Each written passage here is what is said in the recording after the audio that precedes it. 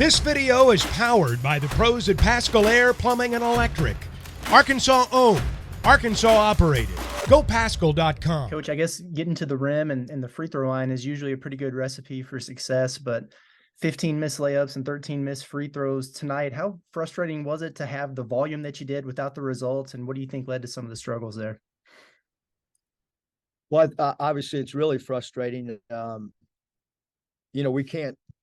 We can't miss that many foul shots. And then the thing that's the most amazing is Anthony Black went 13 of 16 from the foul line. So if you look at the rest of the team, but Curtis, the only thing I know is you got to get in the gym on your own. That's something that's been part of our culture.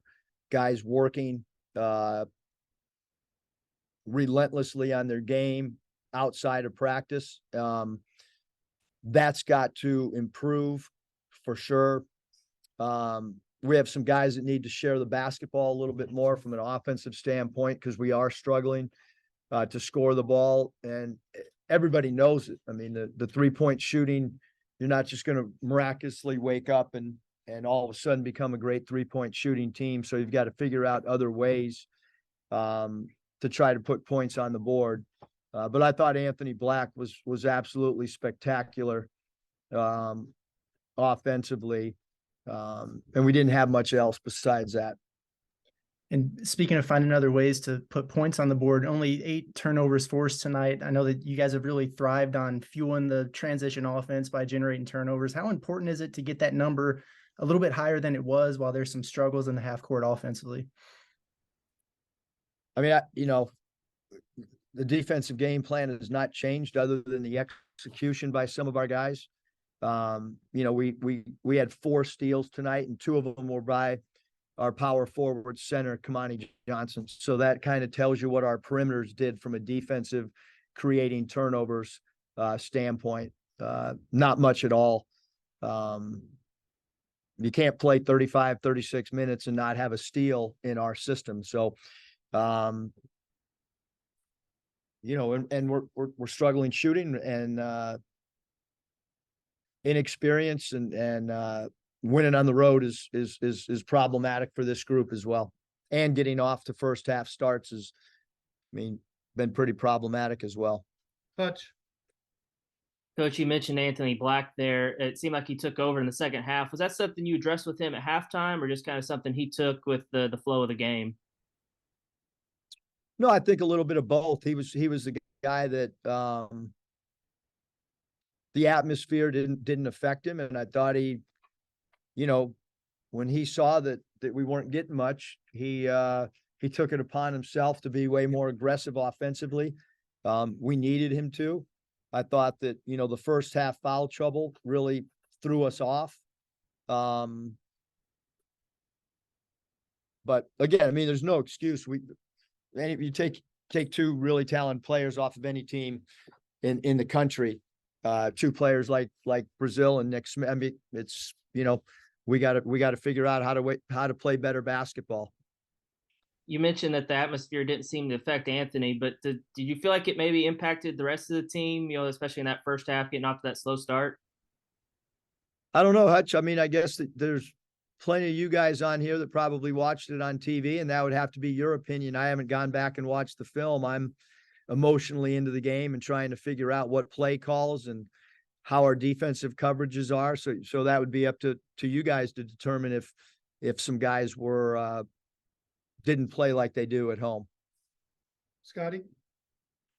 Yeah, Eric, not putting the onus all on Ricky, but he had a 5 for 15 tonight. I'm just curious if you're seeing anything, just the way that he's being defended, to this point in SEC players at shot selection, or what are you seeing?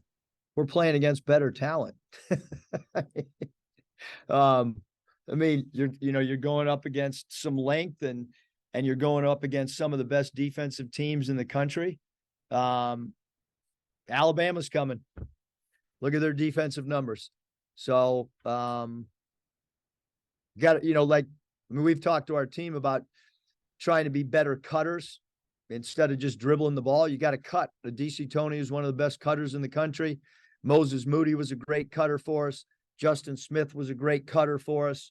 Jimmy Witt was a great cutter. You got to move without the ball and figure out how to score across the board. We're not getting as many basket cuts as we have in the past. We're doing the same drills. So you got to figure out when your shot's not falling, how to get some easy baskets off reading the defense. And what were your impressions of Janai Broom? I think he had a double-double and 6 blocks too. I thought he played really good basketball, but I also thought Kai did a good job guarding him one-on-one. I don't have their stats in front of me, but I think he averages 10 and 8, and he had 10 and 10. So, he took 12 shots to get 10 points. I thought Makai did a really good job on him. Obviously, he's one of the best shot blockers in the country. And he did a great job protecting the rim for them for sure.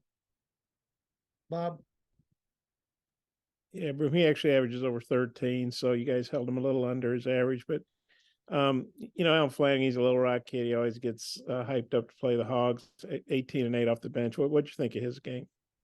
Yeah, I thought he played great. I thought 2 years ago he was, right on the verge of being an NBA draft pick. I'm not surprised at all that he played really well. I think he's a really hard cover. He can play the 2, 3, 4. I know a couple of years ago they even played him at some 1. In my opinion, he's as tough a one-on-one cover as there is.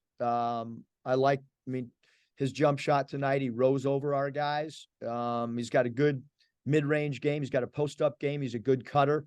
I know that our coaching staff's got incredible respect for him. And he played really well tonight. And they had a 4-point play, I guess was green, 15 seconds in. And I know you guys cut it back to 2 a few times. How tough is that when they open like that and then they were ahead virtually the whole game? You're playing catch up the whole game. Yeah, the 4-point plays, I don't know if I've ever been a part of a game that started that way. Devo picked up 2 really quick fouls, our most experienced player on the team.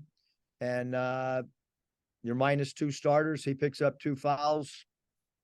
You saw the results. And then you mentioned Alabama's coming. You have to play a 3rd straight ranked team. They just destroyed Kentucky. You probably watched the game. But how tough is this stretch you're in right now, and how do you think you guys will bounce back? Obviously, you get to be at home at least. We can look at this stretch. We can look at the end of the year when we go at Alabama and at Tennessee. Until we figure out how to play better on the road, how to play more composed. Every game's tough. So I don't look at this stretch any different than any other stretch we have. You could pick any 3-game segment in the league, and the way the league is, it's challenging. BetOnline remains your #1 source for all your sports betting this season. Everything from the NFL and bowl season to esports. You'll find the latest odds, team matchup info, player news, and game trends at BetOnline. BetOnline features live betting, free contests, and live scores for almost any sport or game imaginable. We're the fastest and easiest way to bet on all your favorite leagues and events. Head to betonline.ag to join and receive a 50% welcome bonus on your first deposit. Make sure to use the promo code BELIEVE to receive your rewards. That's BLEAV. BetOnline, where the game starts.